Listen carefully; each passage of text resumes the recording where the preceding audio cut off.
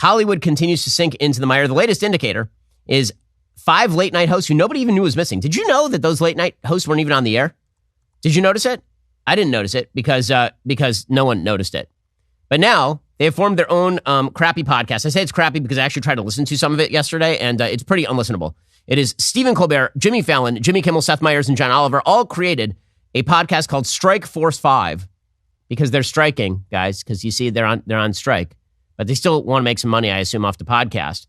And they're teaming up for a new podcast aimed at helping their staff as the strike continues. It's a special 12-part podcast series.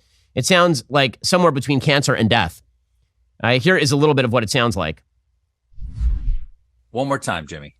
Yeah. Hi, I'm Jimmy Fallon. I'm Stephen Colbert. I'm Jimmy Kimmel. I thought when you said Jimmy, you meant me, Jimmy, but you meant Jimmy. I always mean you. But when you say Seth Meyers, who do you mean? I mean John Oliver.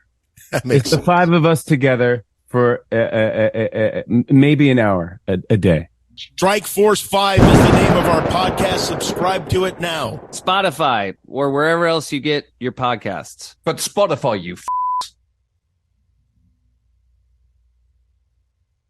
Welcome to the industry, gang. Whew. And not everybody is built for podcasting. Let's just put it that way. That's still, I assume, a better sort of backup plan than the backup plan of Drea de Matteo. She is the really excellent actress from The Sopranos. She played Adriana La Cerva. She has now joined OnlyFans, which is, I suppose, one way of making money. How old is Drea de Matteo at this point? She's 51. If you're relegated at 51 to doing OnlyFans, something has gone wrong in your life. That seems like kind of a problem. But indeed, this has been her backup plan. Just showing you how well things are going in Hollywood. According to USA Today, she announced this week on Instagram she's taking her talents to OnlyFans. OnlyFans is live right now. Her OnlyFans photo banner features a picture of her donning a star-printed blue bikini.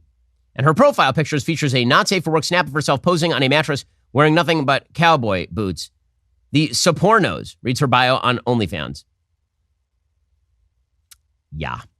Hollywood. Slow clap for our moral betters over there. They're doing an amazing job. I want to talk to you about Daily Wire's most trusted privacy partner and premier sponsor of this show, ExpressVPN.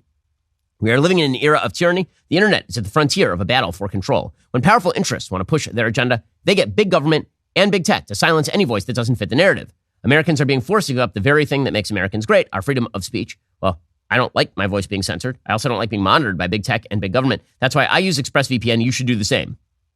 The problem with big tech, not only do they attempt to censor you, they also track what you do online. While you're searching for the videos you watch, everything you click, they can match your activity to your true identity using your device's unique IP address. When I use ExpressVPN, they can't see my IP address at all. My identity is anonymized by a secure VPN server. Plus, ExpressVPN encrypts 100% of my network traffic for protection from hackers and eavesdroppers. ExpressVPN is really easy to use.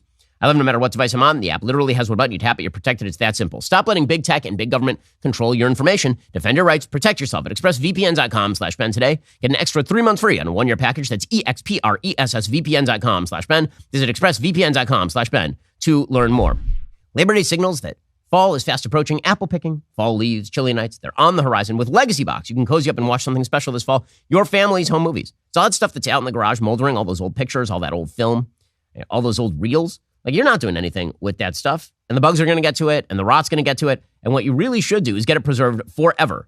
Head on over to legacybox.com/Shapiro. You can enjoy 55% off when you get started with Legacy Box today.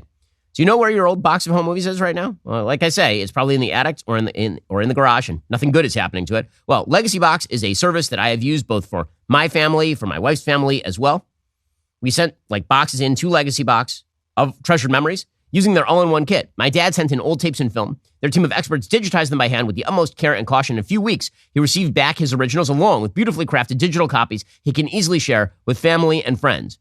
And this stuff is now preserved forever. Head on over to legacybox.com/Shapiro. Get an incredible 55% off. With Legacy Box's exclusive tracking system, you'll know exactly where your order is every step of the way. Buy today. Send in when you're ready. That's legacybox.com/Shapiro. President Trump has said the quiet part out loud. He's now saying that he is open to the idea of Vivek Ramaswamy for vice president, which is one of the most expected things I have ever heard in my entire life, since Vivek is basically running for vice president at this point. Here he was with Glenn Beck yesterday. Have you thought of Vice President Ramaswamy? Well, I think he's great. Look, anybody that said I'm the best president in a generation, I don't know, you'll have to define generation, but it's a long time. And he said it a couple of times, and he said it in 100 years. So I have to like a guy like that. You know, I can't get upset with him, but he's a smart guy. He's a young guy. He's got a lot of talent. He's a very intelligent person. He's got good energy, and he could be in some form of something. I tell you, I think he'd be very good. I think he's very good. I think he's really distinguished himself. Again, is there any doubt that Donald Trump, when he sees you as a threat, you're on DeSanctimonious, you're on Meatball, you're on... Like the minute that you're a threat to him, he tries to squash you like a bug. If you're not a threat to him, he's your very best friend. So, I mean, it's a little weird. There was a viral clip of a Vivek yesterday, which I do love these old clips. Vivek was on Hardball with Chris Matthews back in like 2003. So at the time, he was in college. By the way, so was Pete Buttigieg on this show. This is really funny. So MSNBC, everybody's got the early 2003 haircut. His haircut looks a lot like mine at the same time in my life.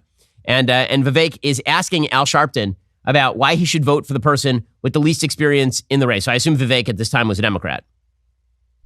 Hello, I'm Vivek, and I want to ask you, last week on the show we had Senator Kerry, and this week and the week before we had Senator Edwards. And my question for you is, of all the Democratic candidates out there, why should I vote for the one with the least political experience? Well, you shouldn't, because I have the most political experience.